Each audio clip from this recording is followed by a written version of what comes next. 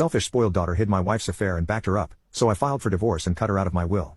She acted outraged that I looked at her messages and tried to flip it on me, accusing me of invading her privacy. My daughter chimed in, "Yeah, that was wrong, you have no right," as if I was the villain.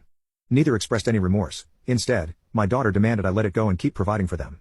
My wife threatened that if I tried to divorce her, she'd take me for every penny. I realized then that I was surrounded by pure entitlement. This wasn't a misunderstanding, it was a carefully orchestrated manipulation, and my daughter was just as guilty as my wife. In the following days, I tried to reason with them at dinner. I calmly said we needed to talk about what I found.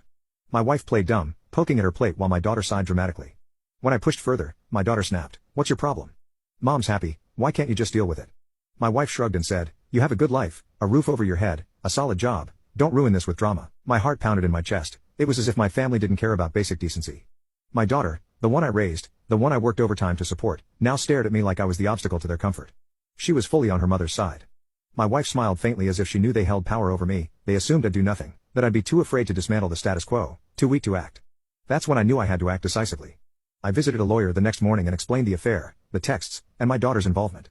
The lawyer listened carefully. In our state, divorce is no fault, so the affair wouldn't necessarily grant me everything, but he said evidence of deceit and manipulation could influence negotiations for me.